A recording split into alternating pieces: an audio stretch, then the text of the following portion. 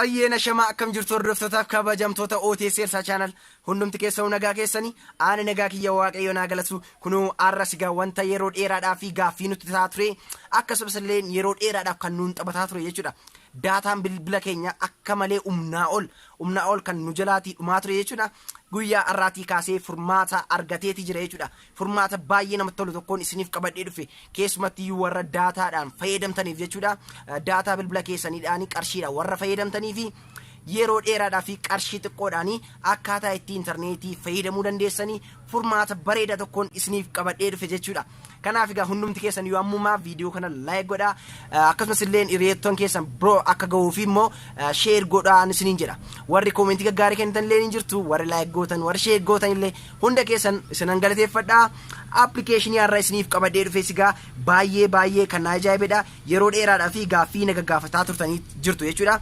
Gaaffii keessanis yeroo masala kan inni isiniif deebisuudhaaf dhiise jechuudha. Application dhimma sanaaf ta'u kana jechuunis application powerful ta'e kan sirriitti hojjetu daataa bilbila keenya yookiin qarshii bilbila keenyaaf kan qusatu application sirrii isiniif barbaadaatiin ture jechuudha.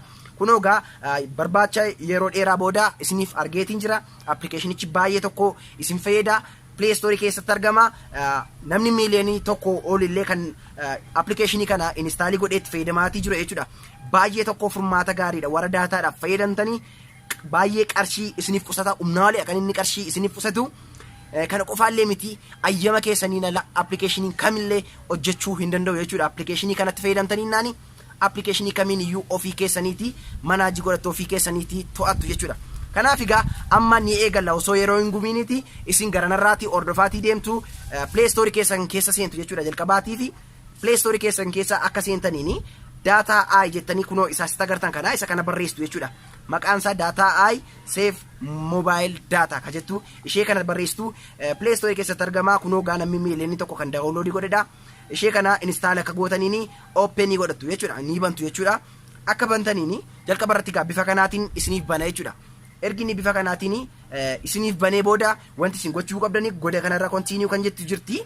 Continue kana al tokkoof ni cuqaastu jechuudha. Continue kana akka cuqaastaniini wanti ni isiniif fidu amma iddoo kanarratti jechuudha. Onii fi ofii isiniif fide jechuudha.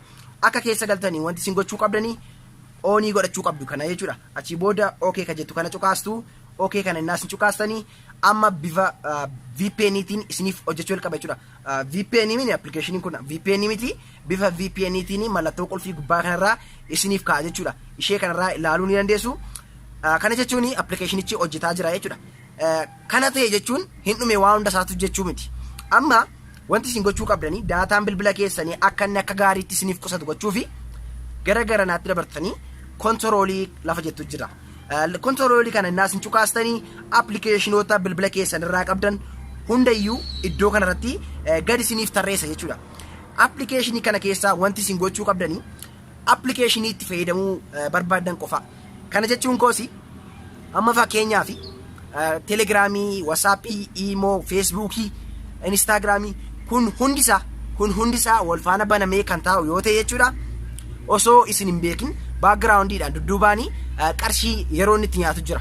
Sanadha kan qarshii fixu jechuudha. Malee applicationii tokko qofaa ishee amma fakkeenyaaf Facebookii xaqamamaa jirtu yoo ta'e har'a galgala Facebookii fayyadamuu barbaaddu yoo ta'e Facebookiin sun qofaa hojjetee inni kaan akka inni hin hojjenne gochuu ni dandeessu. Kun immoo advantage baay'ee guddaadha jechuudha. Kan qarshii keessan nyaatu Facebookii qofaadha jechuudha. Kanaaf baay'ee tokko qarshii isiniif qusata an isa dhugumaa itti amaneera jechuudha. Applicationii kanatti itti fayyadamee waan argeefan isiniif dhiyeessaatii jira jechuudha. Kanaaf amma fakkeenyaaf daataa hundasaa jechuudha. Daataa hundasaa kan hundasaatti qusachuuf jechuudha. Wanti isin gootanii amma fakkeenyaaf an wanti hin barbaadu jechuudha. Amma wanti hin barbaadu Telegramii koo akka inni naaf hojjetu nan barbaada yoo ta'e Telegramii koo akka inni naaf hojjetu gochuufi ishee kanarra jechuudha. Ilaalaati deemaa jirra. Ishee kana al tokko itti buutanii onii gochuu qofaadha jechuudha. Innaa isin kanatti buutanii onii gootanii Telegramiin in hojjeta inni kaan in hojjetu jechuudha. Inni kaan akka inni hojjetaan jirre maaliin bartuu bukkee garanarra jechuudha. Kara garanaa kana onii teteetiin jiru hundisaa cufamee gugurraacheetii jira jechuudha. Kanaaf kana jechuun cufameetii jira jechuudha. Hunda isaa bifa kanaatiin qollofattanii amma fakkeenyaaf waan ta'eef jechuudha. Telegramii koo onii godhadheetiin jira. Facebookiis dhaqee onii nan godhadha jechuudha. feesbuukii kiyyaa oonii nan godha. Amma kanaaf hojjechuu danda'u bilbila kiyyarraa telegiraamii fi feesbuukii qofaadha jechuudha. Isa kaaniin iimoof wasaappii walumaan bannee ilaaluu ni dandeenya, hin hojjetu jechuudha. Kanaaf hojjetu telegiraamii fi feesbuukii qofaadha jechuudha. Amma dhaqee telegiraamii kiyya baneetiin ilaalaa, hin hojjetaaf hin hojjetu isaa jechuudha. Amma telegiraamii kiyya keessa galeetiin jira. Amma gubbaa kanarraa akkuma argaa jirtan jechuudha. Jira jechuudha. Naaf hojjeteetii jira. Kanaaf telegiraamiin kiyya bifa kanaatiin oonii ta'ee hojjetaa waan jiruufi telegiraamii koo qofaatu qarshii nyaata jechuudha. Inni kaan cufameeti jira, ayyama koo ala hin hojjetu jechuudha. Amma akkuma argaatii jirtanii by the way warri chaanalii koo keessaa hin seenin jirtan angoonaa telegiraamii kan fayyadamtanii maqaan chaanalii kootii OTSL kan jedhudha.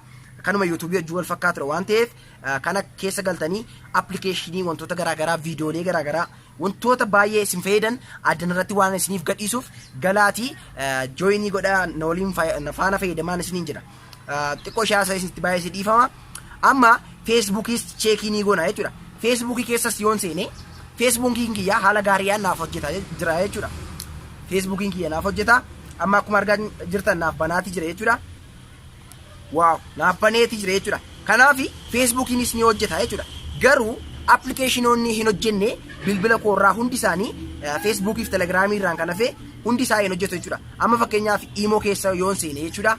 Iimoon kiyya hojjetaatii hin jiru, naaf hin banu jechuudha. Waaw, amma akkuma argitanii iddoo kanarratti jechuudha.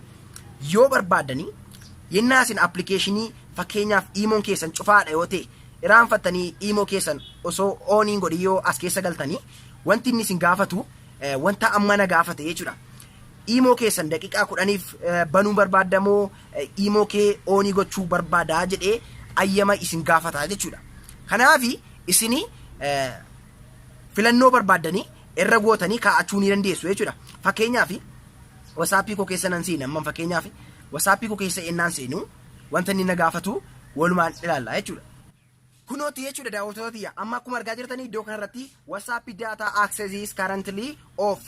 Do you want to turn it on naan jechaa jira. Kanaaf yoon barbaade daqiiqaa 10 qofaadhaaf akka inni oonii ta'uun nan danda'a jechuudha. Kanaan achi immoo haadhuma ishee no jechuu nan danda'a. Kanaan achi immoo yes jedhee wasaappiin akka inni naaf hojjetu godhachuu nan danda'a jechuudha. Kanaaf bifa kanaatiin hojjetaa isinii yeroo appilikeeshinii tokko fayyadamuudhaaf keessa seentanii ayyama isinuma mataa keessan iyyuu isin gaafata. Achii booda filannoodhaan keessa galtanii daqiiqaa 10 qofaadhaaf illee akka inni daataa dhaan hojjetee deebi'ee cufamu gochuullee ni dandeessu jechuudha. Kanaaf xiqqoo ishee aasaa isinittiin baasu bifa kanaatiin hojjeta jechuudha. Yennaan viidiyoo isiniif hojjedhu yeroo kamittiyyuu akka isin nuffitan hin barbaadu waan ta'eef dafee gaggabaabsee daddafee ibseetan keessaa isiniif baati deema jechuudha. Xiqqoo ishee egaa wanta irraanfadhe yoo jiraate natti himtu jechuudha. Garuu wanti tokko wanti isin rakkisu hin jiru jechuudha. Wanti tokko wanti isin rakkisu hin jiru as keessa amman ilaalette jechuudha. Lafa isin barbaachisu jedhee isinitti agarsiiseetiin jira. Gubbaa kanarrallee ennaa isin cuqqaastanii siitingii dabalatanii argattu tuqsadee jechuudha. Malatu tuqsadee kana ennaa isin argattanii bilbilli keessan yeroo hundaa yeroo of cufee ka'uti jechuudha. Akka inni hojjetuudhaa fi appilikeeshiniin kun of ajajee akka inni hojjetuu fi kana oonii godhachuu ni dandeessu. Akkasumas illee enable service notification kan jettu kana cuqqaastanii illee wantoota hunda isaa sirreeffachuu ni dandeessu. Iddoo kanarratti immoo block all kan jettu jirti jechuudha.